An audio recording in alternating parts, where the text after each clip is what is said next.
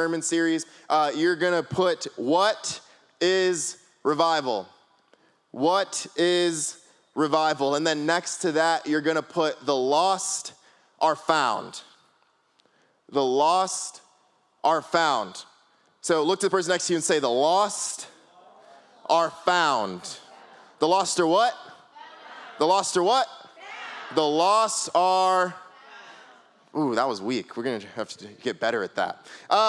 Now, who in here has ever heard the word revival before? Just wave at me if you've heard the word revival. Revival. Yeah. Now, what's very interesting about revival, what's very interesting about this word is that when I say the word revival, it's a lot like if I was to say the word church, or if I was to say the word Christian, or if I was to say some of these maybe words that we use, to where a lot of you might have different definitions of what it means. So like I could say church, and one of you could think one thing, one of you could think another. I could say Christian, and one of you could think one thing, one of you could think another. And just like that with the word revival, you can think one thing, one of us can think another. And it can kind of be like, who in here likes puzzles? Who in here is like a puzzle person? Yeah. Yeah. Puzzles are awesome. I love puzzles. We were in Washington and we were putting together a puzzle. I don't know how many pieces it was, but I feel like it was a lot. Like, is 1,000 pieces a lot for a puzzle? Or is that like, that's like kind of, yeah, like what's like a lot? What's a lot for a puzzle?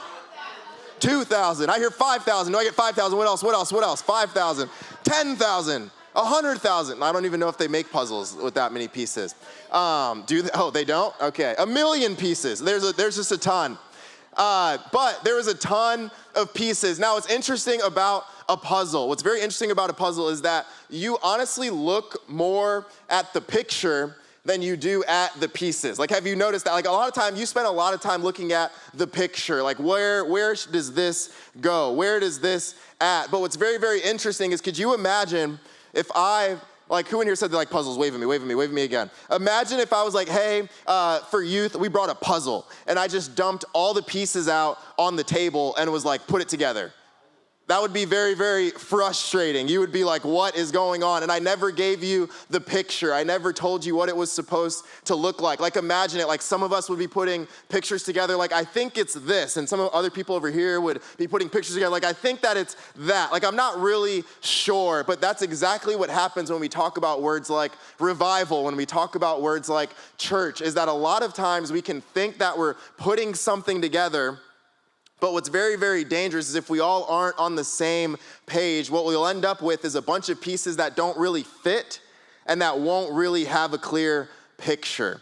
So the goal over the next 3 weeks, the goal leading up to Revival Night on March 12th, invite your friends, is that we would have a clear picture of revival, that we would know, hey, this is what it looks like. Because if we don't, what's very, very interesting is that you can be living in revival and not even know it.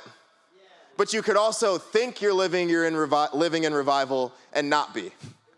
So what happens is, what we're going to do is we're going to create this picture. Hey, what is revival? What does this look like? And I believe that the first thing that revival looks like is the lost are found. The lost are found.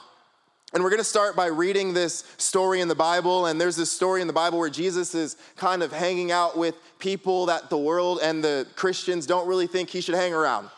Like, literally, that's what's happening is these Christians, these people, they walk up to Jesus and they say, Jesus, how come you keep hanging out with bad people? Like, literally, like, that's what they ask him. How come you keep hanging out with people? Because those people over there steal. Like, those people over there are mean. Those people over there aren't really trustworthy. They're bad people. Jesus, why do you hang out with bad people? And Jesus begins by telling them this story, describing, hey, this is what the Father looks like. This is what living like God looks like. And in Luke chapter 15, write this down, Luke 15, 11 through 24. It says, Jesus continued. So Jesus begins telling these stories. And it says, there was a man who had 2 sons. The younger one said to his father, Father, give me my share of the estate. So he divided his property between them. Not long after that, the younger son got together all he had, set off for a distant country, and there squandered his wealth in wild living. After he had spent everything, it says he spent everything, there was a severe famine in that country and he began to be in need. So he went and hired himself out to a citizen of that country who sent him to his fields to feed pigs. He longed to fill his stomach with the pods that the pigs were eating, but no one gave him anything. So what happens is it starts with like a request. This whole story starts with a request. And he says, hey, give me my inheritance. He doesn't even ask, it's a request. Give me my inheritance. Now, the reason why this would have been a backwards request, I don't know if you know how inheritances work, but the reason why this would have been backwards is you're not supposed to get the inheritance until the father dies. So basically what he's saying is, hey, your life doesn't really mean that much to me. I don't really care about what you're maybe going, I don't really care about you as a person. I want what I want when I want it, and I want it now. I want it right now.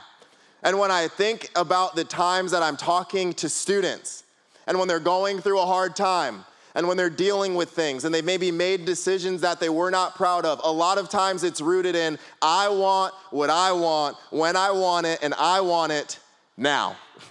I want it now. I don't want to wait till I'm older. I want it now. I don't want to wait till I graduate. I want it now. I want my freedom now. I don't want to wait until I'm married. I want it now. I don't want to wait until I maybe am a little more mature. I want it now. I want what I want when I want it, and I want it now. And we begin to live our life with no structure. We begin to live our life with no plan. We begin to live our life with no boundaries. And the problem with this is that anything in your life that does not have a boundary is dangerous. Anything in your life that does not have a boundary is dangerous. Here's how I know. Who in here likes ice cream? Yeah. Who in here likes ice cream? Who in here, if I was like, okay, none of the high school girls in the middle like ice cream, I get it, me neither. Me neither, just kidding. Now raise your hand again. Who in here likes ice cream? Who in here would be pumped if I was like, hey, after youth, big surprise, you showed up on a long weekend, we got some free ice cream for you. Who in here would be like, yeah, I'm pumped, yeah. Okay.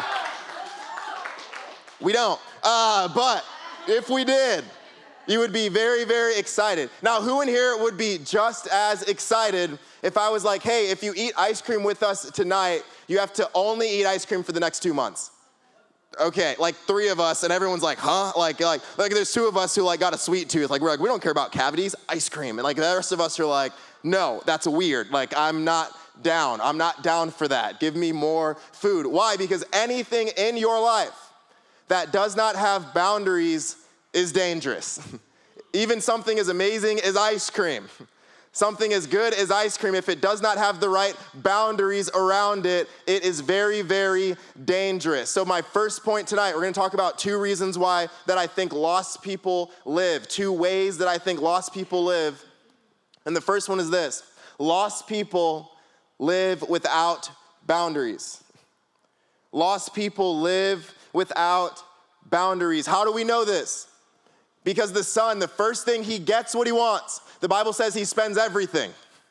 He spends it all. He's not thinking about where he's going. He's not thinking about what he's spending. He's not thinking about the future. He's living life with no boundaries. And this is how we live. This is how I lived in high school. I didn't think about the future. I didn't think about who I was hurting. I didn't think about what I was spending. I just lived life with no boundaries. So he lives life with no boundaries, spending everything, going anywhere, doing anything, to the point that he now is living life feeding pigs, but starving himself.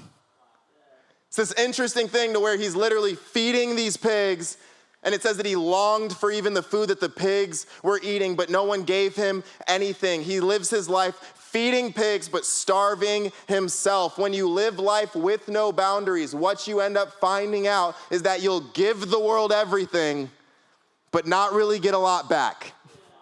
You're not really gonna get a lot back. You're gonna still be hungry. You're gonna still be malnourished. You're gonna still be starving. You're gonna be living life, giving everything to the world, giving all your thoughts to the world, giving all your purity, giving all your approval, giving all your might, everything that you have to the world, and yet you'll be starving. Why? Because point number 2 tonight is this: lost people are never satisfied. Lost people live life with no boundaries, and in a result, lost people are never satisfied. Living lost is a lot like this. Yell at me some of your favorite food. I know we talked about ice cream. Yell at me some of your favorite food. Yell it out. Steak, pizza, mac and cheese. That's an interesting one. Anything at Texas Roadhouse. Come on, the biscuits with some cinnamon, the cinnamon butter. Yeah, oof. Come on. Wow, the Spirit of the Lord is here somewhere in the cinnamon butter. Now, here's what I want you to imagine. Imagine that you have now just got home from school, and for some reason, like, you couldn't eat lunch. Like, you just didn't eat lunch. Like, maybe the freestyle at the lunch table was just, your boy was just dropping bars. So you were like, I can't leave. Like, this is too good. Maybe you were talking to your friends. Maybe you were hanging out. Maybe you had to talk to a teacher about retaking a test. I don't know why, but you had to talk to a teacher, and you didn't get to eat lunch. And you're you get home and you're starving. You're like, oh, I'm so hungry. Like, you ever been there? Like, you had to go to practice after school. You had to go to maybe rehearsal. You get home and you're starving. And you walk in and you got just your favorite meal. Let's say maybe Texas Roadhouse rolls with cinnamon butter to start with. I heard some pizza and what else? Some mac and cheese. Yeah, just all of it. But imagine that after every single bite that you eat, you get more hungry. Imagine it. Imagine after every single bite you eat, you're more hungry than when you started. That's what living life for the world is like. That as you begin to maybe partake in what the world brings to you, it always leaves you more hungry than when you started. You always need more. There's always more. Why? Because there's only so many likes that you can get. There's only so many people that you can date.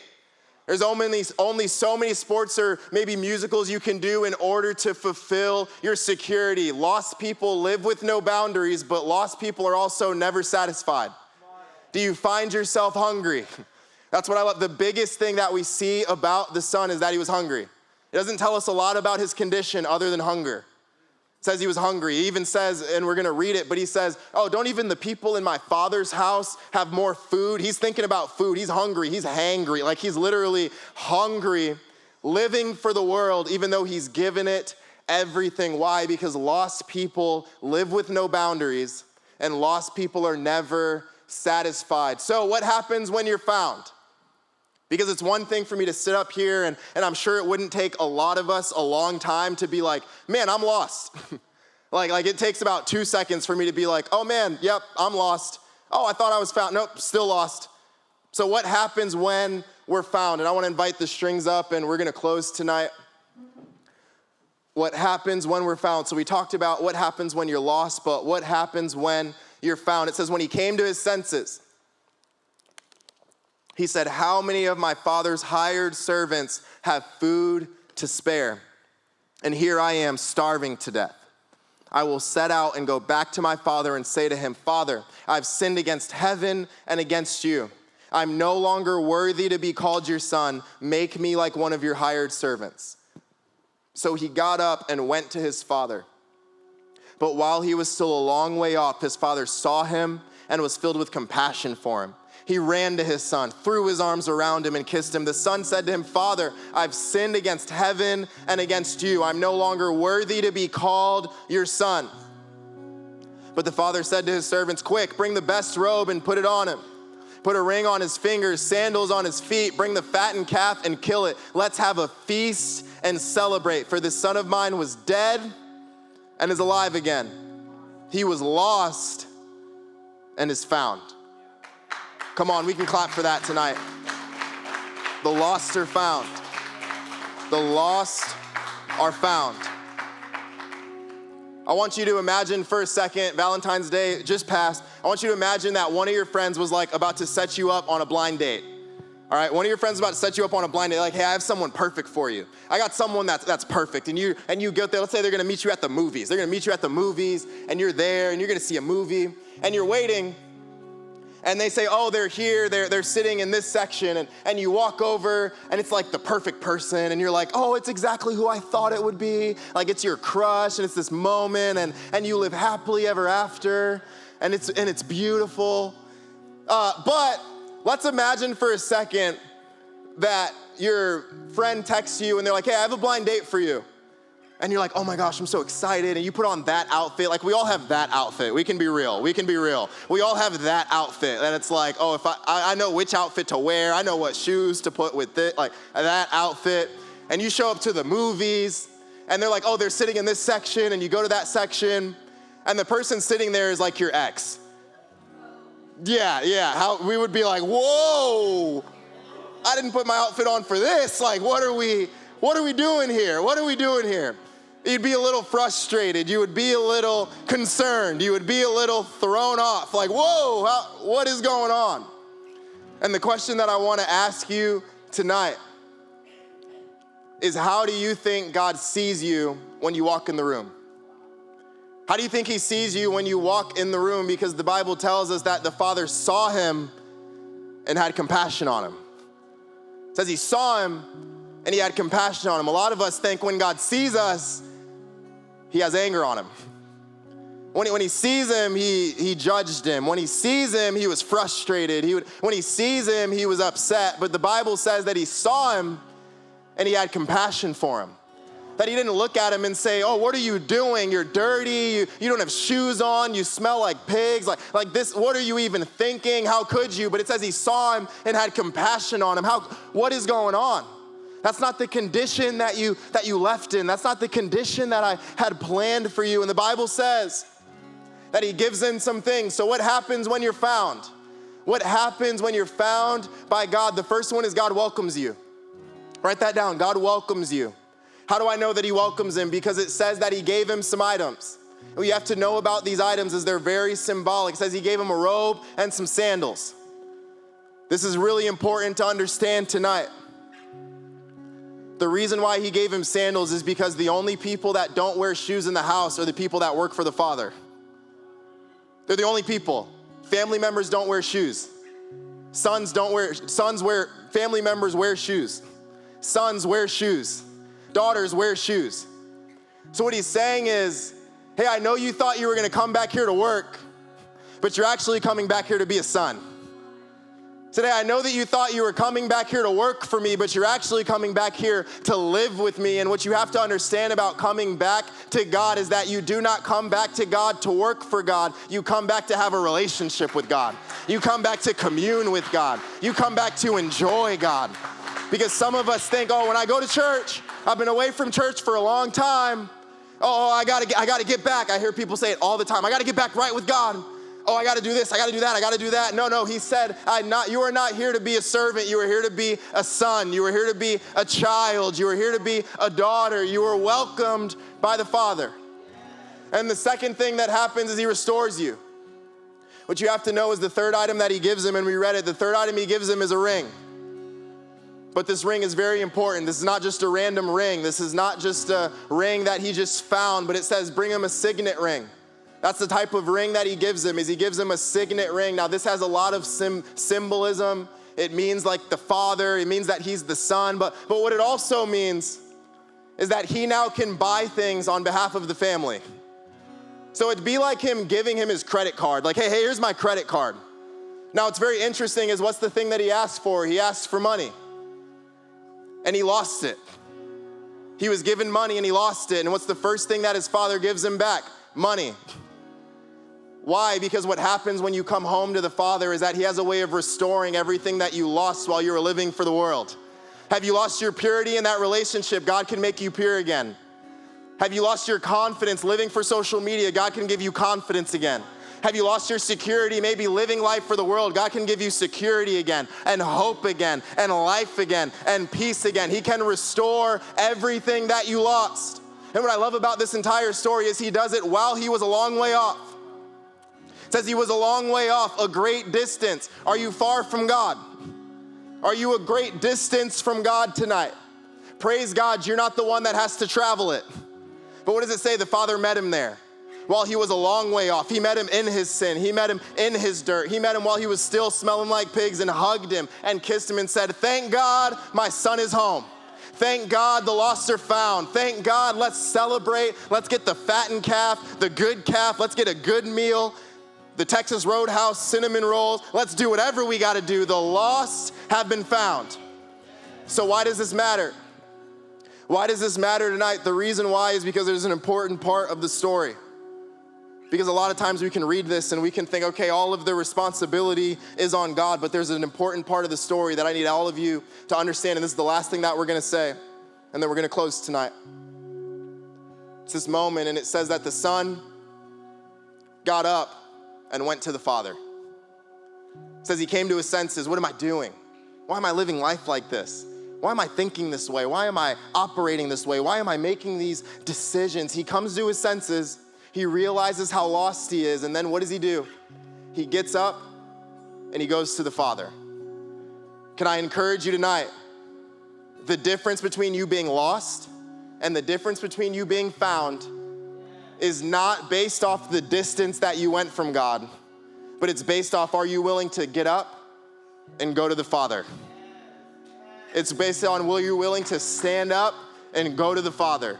Are you willing to go to God even though you're in your sin? Are you willing to go to God even though you don't know what the future holds? Are you willing to go to God even though you don't know how you feel He's going to respond to you? He got up and went to the Father. I see a lot of young people who get lost because of their desires, who get lost because just like this, I want what I want, when I want it now. But a lot of young people stay lost because of their insecurity. Because I don't know how the church is gonna react if I go home. Because I don't know how God's gonna react if I go home. I don't know what's gonna happen if I go home, but can I encourage you tonight that when you decide I'm lost and I wanna be found and I wanna go to the Father and I wanna change my life, and you get up and you go to Him, what does He do? He welcomes you and He restores you. He welcomes you, He loves you, He hugs you, He meets you where you are, and then He restores you. Everything you lost, everything you gave up, whether it was in a relationship, whether it was on social, everything that you lost, He has the ability to restore and say, you're pure again, you're whole again, you're loved again, you're chosen again. Why? Because the lost are found. Come on, let's stand.